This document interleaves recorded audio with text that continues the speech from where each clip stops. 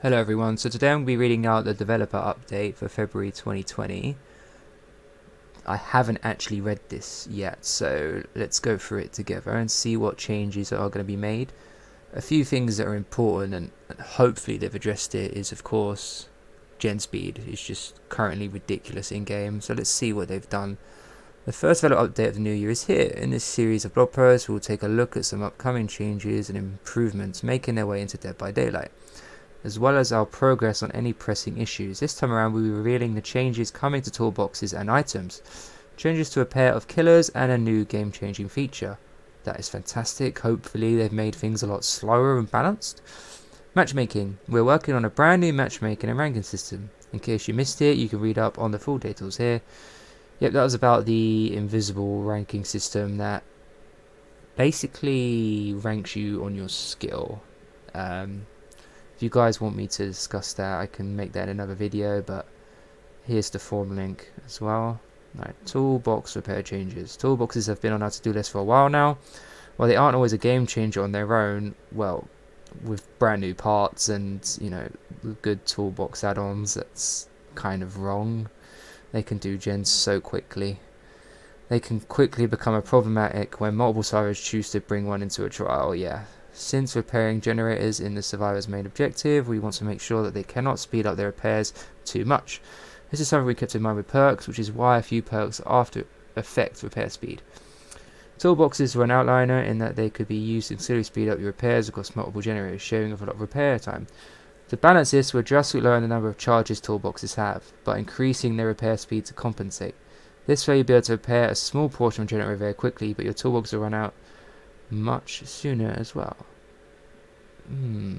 Okay. Toolboxes have a much lower impact on a match. It can no longer be used the whole time you repair.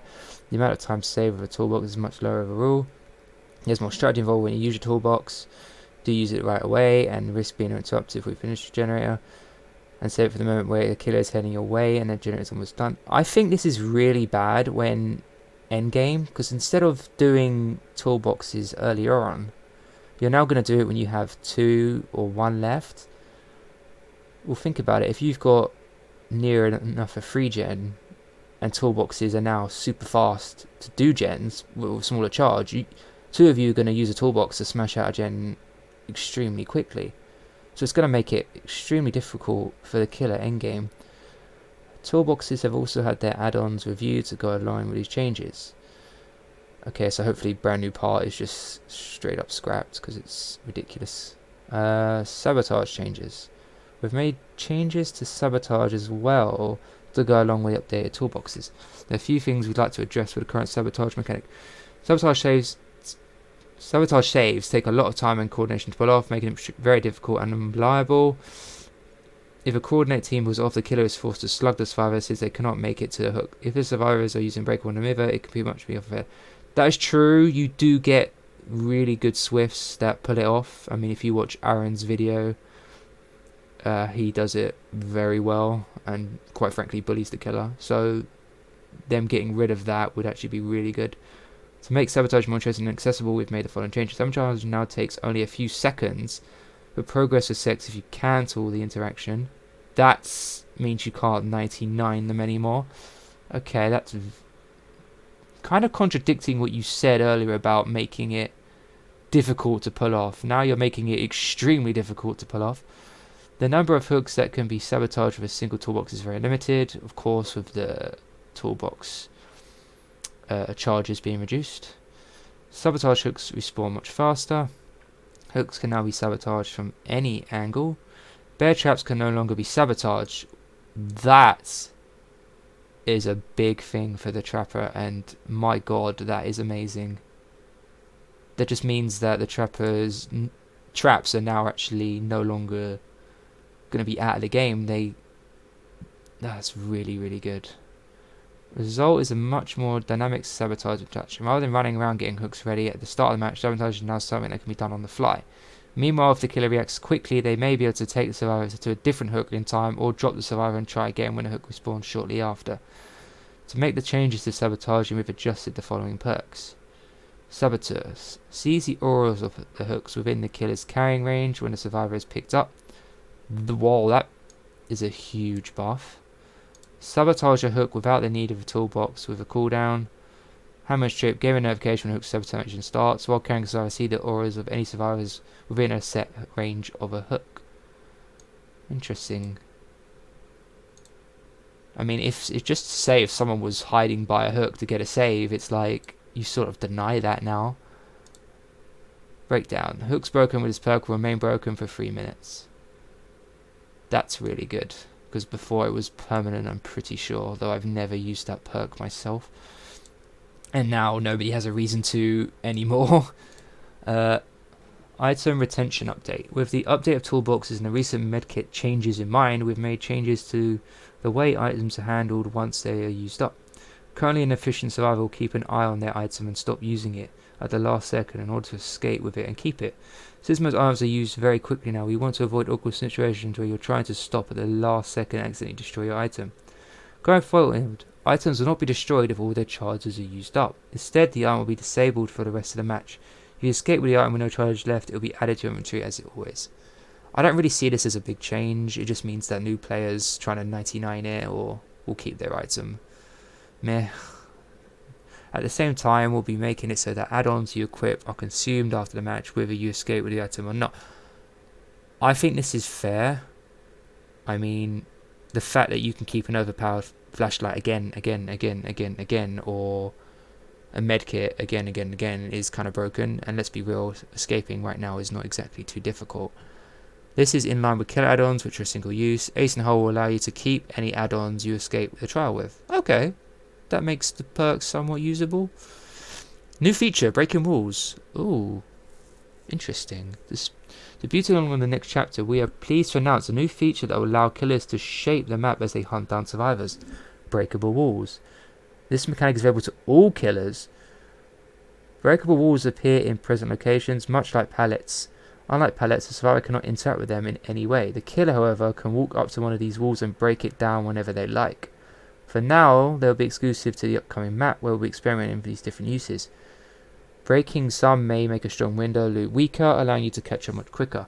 Others might open up new paths to get around the map faster. We'll be keeping a close eye on how everyone uses them to see what they work best before adding to existing maps. That's pretty cool.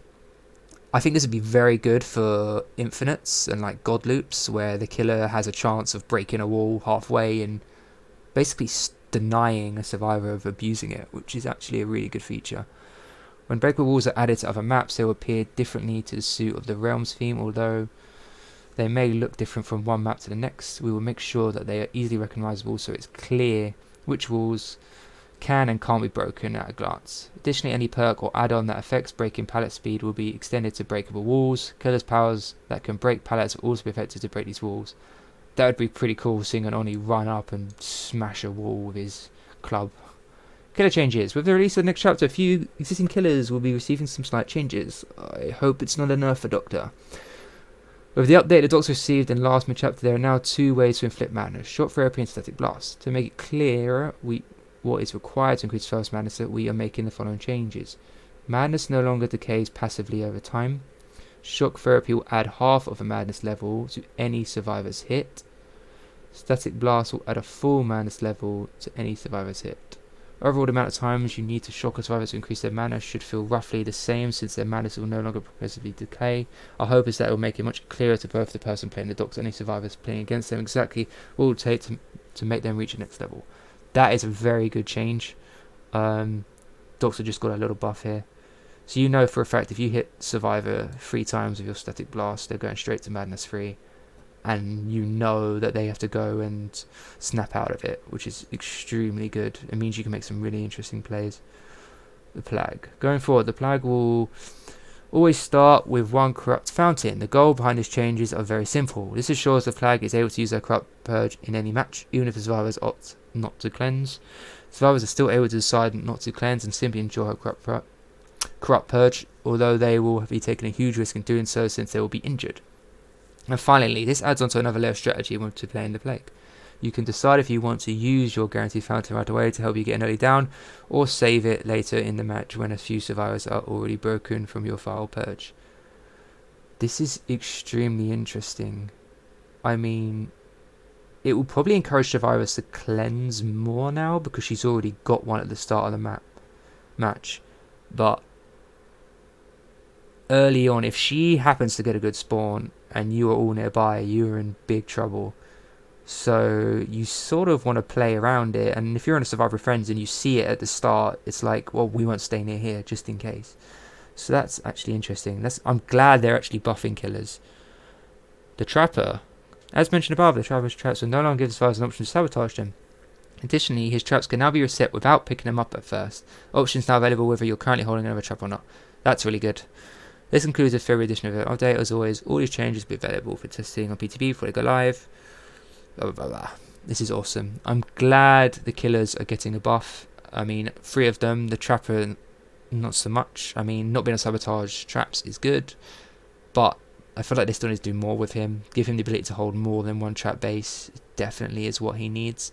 But yeah, it'll be interesting to see what the PTP brings, and I'll definitely be doing a video on that. Let me know what you guys think below. I mean, do you guys like this change? What do you think else they could do to improve? Yeah, thanks so much for watching. I'll put a link in the bottom so you can have a read yourself. Bye.